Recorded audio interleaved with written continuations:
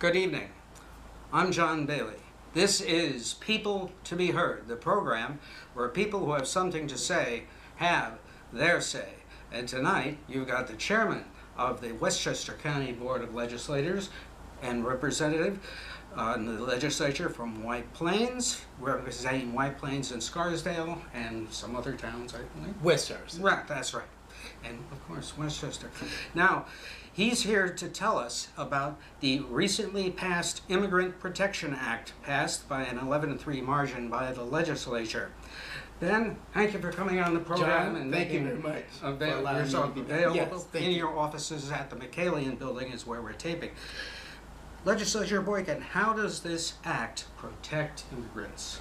Well, first of all, let me start out, John, by saying this is not a sanctuary bill. It is fully compliant with all New York state law and all federal law. What this bill does is it allows all residents not to fear going to police when there are issues. Mm-hmm. Also, it says that the police or our public safety will, if there's a warrant out, cooperate. Mm-hmm. But they're not going to be providing other information. Mm-hmm. So it is compliant with all laws, and it will protect all residents because they do not and should not have any fear of reaching out to our public safety officers. Mm-hmm. Did the county have reports of communities being reluctant to cooperate with police and provide information on crimes and conditions around the county this past year? Well, we do know that many people who were immigrants refused to come out. I was at several functions last year where the crowd was much smaller than it normally had been. Mm-hmm. And the reason I was told that people were afraid that ICE would be waiting for them when they left the buildings. Mm-hmm. So they did not come out. So we have that information, anecdotal, and also visible from all over the counties. Mm-hmm. So we do know there is fear throughout the immigrant community throughout the county. And this bill says, do not fear. Yes. Now, has there been problems getting immigrants to testify in court cases or in prosecutions because of this? Because ICE has picked up people at immigration offices when they've been checking in. There has been instances where people will not report crimes, domestic violence, because if they do, they're afraid that their family unit will be separated. So we have had those instances throughout our county. Mm-hmm. And this bill, again, says have no fear. You don't have to worry about that in Westchester County, which is a welcoming community for all individuals. Right. Just out of curiosity, if an immigrant wants to find out more about the bill, who can they call? And Well, yeah, the immigrant, they can go on our website. We have Westchester, www.legislators.com. You can scroll down and you can find the bill. They can call my office, and I will send them the information related to the bill. They can also correspond with our Director of Communications to find out more information about the bill. Right. And your direct number? My direct number is 914-995-2827. Right. Now, does this bill apply to all law enforcement departments in the county? This is a county bill. It talks about the county's public safety department, it talks about the county's corrections department, and it talks about the county's probation department. But those three departments work extensively with all police and first responders throughout the county. So while it is a county bill, it applies specifically to the county, but the county works very close with all these police organizations throughout the county. Now, the police, I assume, want to cooperate with this bill? Oh, absolutely. Yes. In fact, we have public safety, corrections, and probation who says this bill is fine. And they and the unions are supportive of this legislation. And in our press release, we made it very clear that this bill was supported by the advocates and was supported by our public safety, corrections, and probation departments. Yeah. Are you looking at training and taking officers that are affected directly by this bill and departments through situations and how to handle them, like what questions they can ask and cannot? Well, what we'll do is we obviously always have training. Yes. So as part of that training, I would expect that this bill will be talked about, but our officers are trained constantly. Also, police departments have their own training also, and I would expect that would be part of it. And so the answer to that is yes. Yes, and we would I'll probably expect be that, yeah. starting right away. Well, I mean, what we're doing is obviously as we put the bill in place, I think we've got a few months before it goes into effect to work through that everyone will have the bill and they will know what's in it and what protections are provided. Okay, now is a similar outreach being made to all organizations serving the immigrant community? Well, the advocates were very much involved Yes. in putting this bill together. And let me give a shout out to Legislator Catherine Borgia and Legislator Virginia Perez, and also the head of our public safety, Mario Kunzio. All of them worked extensively to get individuals, the advocates, working with this bill. And I also must say that former legislator Jim Lozano worked very close with Legislator Catherine Borgia in really the individuals that really drafted this bill. And this bill was passed with bipartisan support. I think that is very important to say. Yes, and it was passed in somewhat record time. Well, remember the bill last year that was passed in August, early August, vetoed in late August by then County Executive Astorino. Then we brought the bill back for an override veto, and that veto failed 11-6 because it takes 12 votes to override a veto. This bill will be signed by the county executive. Yeah. When do you expect that to happen? The bill will be signed on Tuesday, March 20th at 2 p.m. in the board rotunda. I see. Well, excellent news. Yes. Right. Now, the big news story last week was, of course, ConEd and the power outage. And you were very strong the Monday after the first storm, after the second storm ahead, about the performance of ConEd.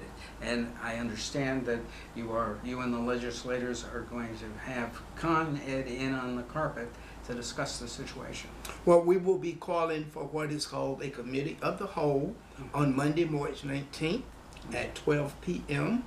And Con Edison and NYSEG will be in to discuss issues relating to the storm. We will talk about their preparation. We will talk about their response thereafter. We will talk about their learnings from Sandy, or what they have learned from Sandy. We will spend a lot of times talking about communications.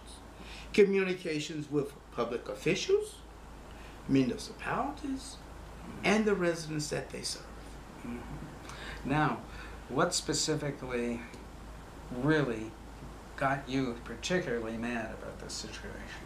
Well, I think that as a public official, as an elected official, I got the phone calls. I knew people who were outpowered. I knew that the other end of my block was without power. I knew 500 people, houses within that area where I live in White Plains was without power. Our director for communications, Jessica Travokas, was without power for 8 days.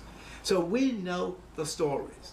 I heard a story last night from someone who lived in Harrison who said, I spent $2,000 out of my pocket staying in the hotel for 8 days with a sick husband. We know Up County looks like a disaster area.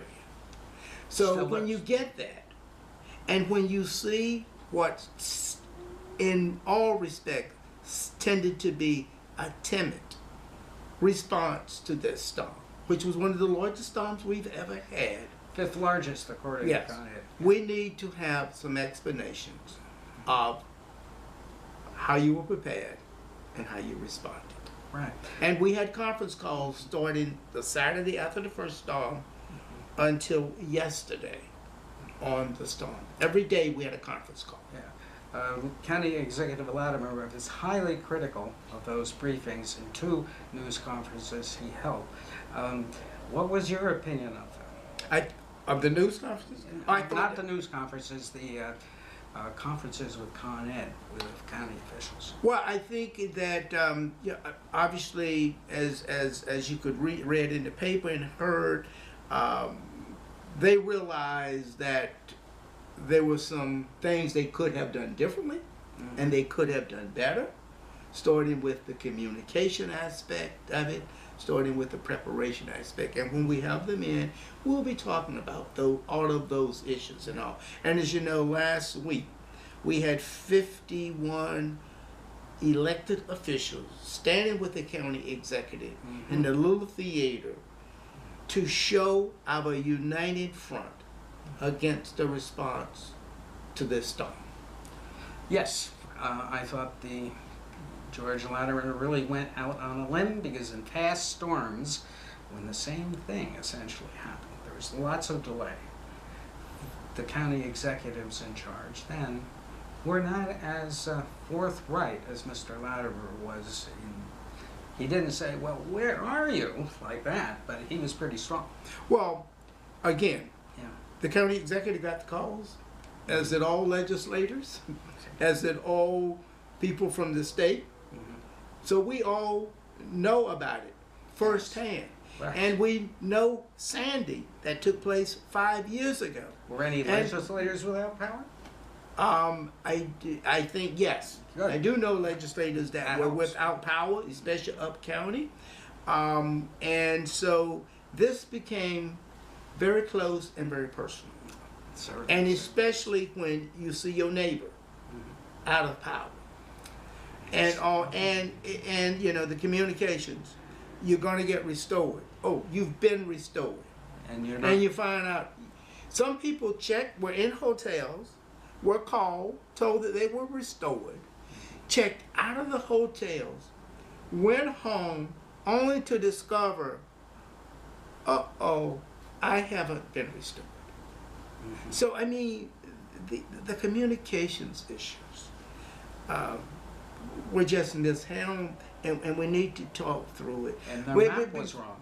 The maps were wrong because a lot of the municipalities were using the maps, and since the maps were wrong, you couldn't tell what was happening. So just a lot of issues that could have been done differently were not done. Particularly from a communication standpoint. Now, the question that I want to know from ConEd, and maybe you can ask them this, what would it have cost to have the number of trucks and crews that they had to bring in from out of state to expand their recovery forces and keep them on the payroll at all times ready to go? Yeah. What would it cost? Those will be issues that, again, we will be talking about mutual aid, Yes. because that's a critical aspect of this whole thing. When do you call it in? And once they're there, positioned in place, when do they start working with the local municipalities and all? And let me also say, I think this is important to say, the first responders were phenomenal. Our municipalities were outstanding in their response to this. They were at the ready. They were ready to move. Yeah. But they were waiting for NYSEG and ConEd. And we are not going to take their blame for something that's on their Yes, shoulder. they are subtly trying to lay this on the authorities. However, I was wondering why the authorities, the DPWs, could not be responding with ConEd at the exact time that ConEd shuts off the power and act as ConEd's arm. That's the way it should work. But it delays if there's delay. Again, There has to be communication. And those again will be issues that we will have around the committee table to talk to them. Supposedly, I think ConEd said they have invested billions of dollars since Sandy. And we didn't It's see probably it not last obvious. week. It's probably We didn't not see it obvious. last week, folks. We I'm haven't sorry. seen it. Yeah, so right. we haven't seen it. And what they invested in the infrastructure of their wires and their communications, I believe, their wiring. But be that as may, we need to find out. I'm not so Where sure did that money go? Go. Did it go to dividends, perhaps? You're giving dividends on March the 15th. 71 That's cents the a day. share. That's the Just day. a, That's a thought. maybe they could cut that, spend a little less. Well, sorry, I digress. Maybe now, ConEd out of the way. Now, there are several other issues.